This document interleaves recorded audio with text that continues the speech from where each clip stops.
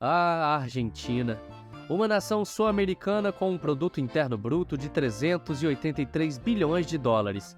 É a terceira maior economia da América Latina.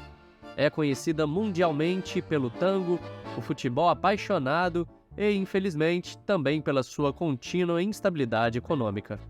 Mesmo sendo o oitavo maior país do mundo em área total, com um território repleto de recursos naturais valiosos e possuindo um clima favorável para a prática de agropecuária, a Argentina tem vivenciado uma séria crise financeira há anos. O país já decretou calotes em diversas ocasiões e, em junho de 2022, atingiu uma taxa de inflação anual de 64%, representando a sétima maior inflação do mundo e a maior já registrada no país nos últimos 30 anos. Além disso, a Argentina detém uma população altamente alfabetizada, o que, em teoria, poderia ser um motor propulsor para o desenvolvimento econômico e social. Entretanto, o quadro é bem diferente. O país enfrenta altos índices de pobreza, com mais de 42% dos argentinos vivendo abaixo da linha da pobreza. Olhando para a história da Argentina, é surpreendente imaginar que no início do século XX, a nação estava entre as 10 mais ricas do mundo. Era um grande exportador agropecuário e recebia milhões de imigrantes, atraídos pelo otimismo econômico e a promessa de uma vida melhor. Contudo, esses anos de prosperidade e otimismo econômico parecem ter ficado para trás. Hoje, a nação enfrenta um cenário de caos econômico e social. É importante entender como a Argentina chegou a tal ponto de deterioração de sua economia e por que parece impossível para o país se recuperar nas próximas décadas. Analisar a trajetória econômica da Argentina pode proporcionar lições valiosas sobre a gestão macroeconômica e as consequências de políticas econômicas mal implementadas.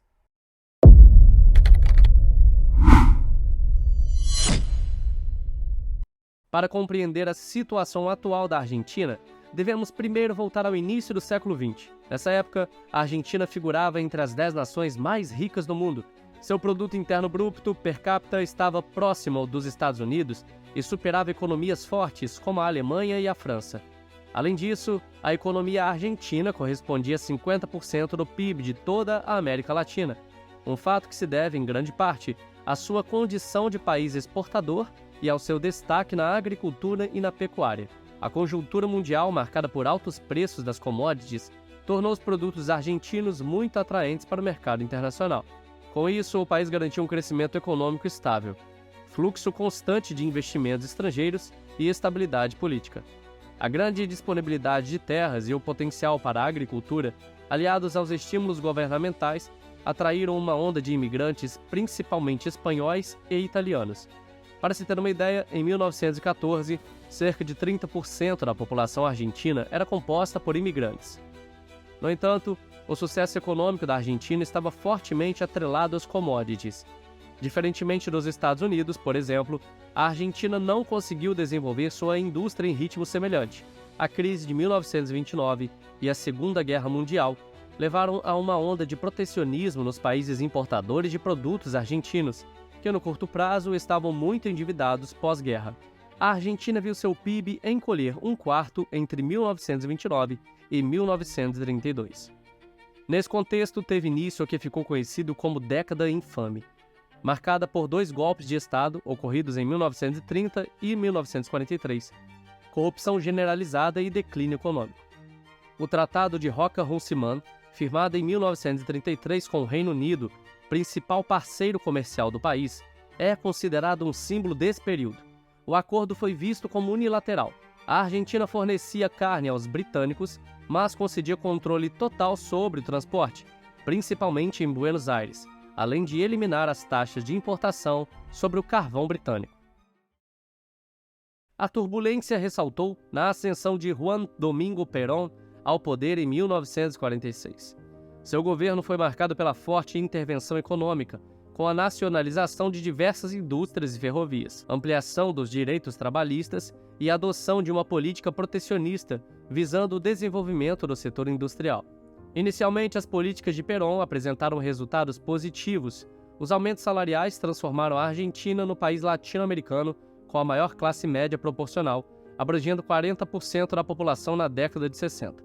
No entanto, a longo prazo, os gastos públicos excessivos para financiar o bem-estar social levaram a uma inflação constantemente alta, com uma média anual de 26% entre 1944 e 1974. O país acabou se isolando e suas indústrias nunca foram verdadeiramente competitivas.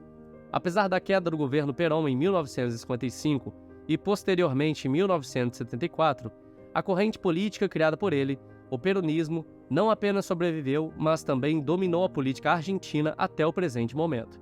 Independentemente de contar com apoiadores tanto de esquerda como de direita, o peronismo é caracterizado por um forte populismo e elevados gastos públicos. Consequentemente, podemos entender o declínio econômico argentino em relação à sua alta instabilidade política. Durante o século XX, o país sofreu 6 golpes de Estado. Esse ambiente tumultuado contribuiu para o cenário atual de dificuldades econômicas. Além disso, o foco excessivo nas commodities e a falta de diversificação da economia acabaram sendo fatores prejudiciais à resiliência da Argentina.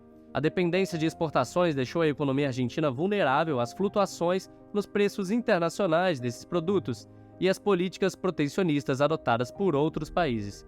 Atualmente, a Argentina lida com uma crise financeira profunda, marcada por várias moratórias de dívidas e uma inflação anual que chegou a 64% em junho de 2022, sendo a 7ª maior inflação do mundo e a maior registrada no país nos últimos 30 anos. Mais de 42% dos argentinos vivem abaixo da linha da pobreza, uma realidade sombria para um país que já figurou entre as 10 nações mais ricas do mundo no início do século XX.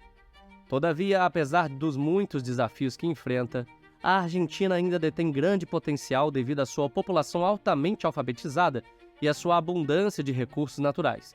A recuperação econômica é um desafio que exigirá uma combinação de reformas estruturais profundas, políticas fiscais e monetárias sólidas, maior diversificação econômica e, crucialmente, a superação da crônica instabilidade política. No entanto, dadas as profundas raízes desses problemas, é improvável que essas mudanças ocorram nas próximas décadas. A Argentina, um país historicamente assolado por um populismo incisivo que não consegue controlar seus excessivos gastos públicos, tem experimentado déficit fiscal em 111 dos últimos 121 anos. Adicionalmente, a nação também luta contra persistentes altas taxas de inflação e corrupção endêmica em todos os setores. Em 1971, esses fatores fizeram com que o renomado economista americano Simon Kuznets fizesse uma declaração infame, afirmando que havia 4 tipos de países no mundo: os desenvolvidos, os subdesenvolvidos, o Japão e a Argentina. A declaração ressaltava as características únicas que conduziram o Japão ao seu notável crescimento econômico e, ao mesmo tempo, delineava o trágico declínio econômico da Argentina.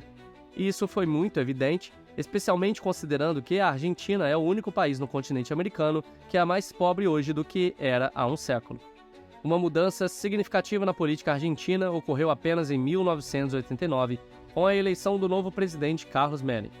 Embora se declarasse peronista, Menem adotou uma postura liberal, promovendo privatizações e desregulação do mercado de trabalho e abrindo o país ao capital estrangeiro. Para conter a hiperinflação, que chegou a atingir 1.344% ao ano em 1990, o governo de Menem implementou um programa de estabilização conhecido como Plano de Conversibilidade, que fixou a taxa de câmbio de um peso argentino a $1 americano.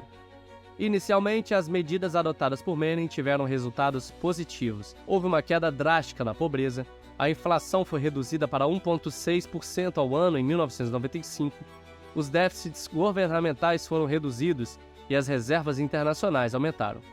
No entanto, esse período de bonança durou pouco e o país caiu novamente em uma crise profunda, exacerbada por diversos escândalos de corrupção, pela crise financeira asiática em 1997 e pela crise mexicana de 1944, que resultaram na fuga de capital estrangeiro de países emergentes e afetaram diversas nações da América Latina.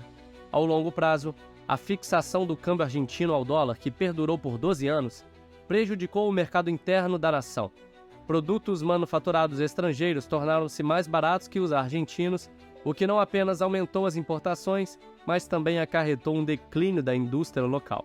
Além disso, a Argentina enfrentou a maior crise da sua história em 2001, quando deu o maior calote da história no Fundo Monetário Internacional, o FMI, no valor de $100 bilhões. gerando um encolhimento de 15% do PIB em 2 anos e empurrando quase metade da população para baixo da linha da pobreza.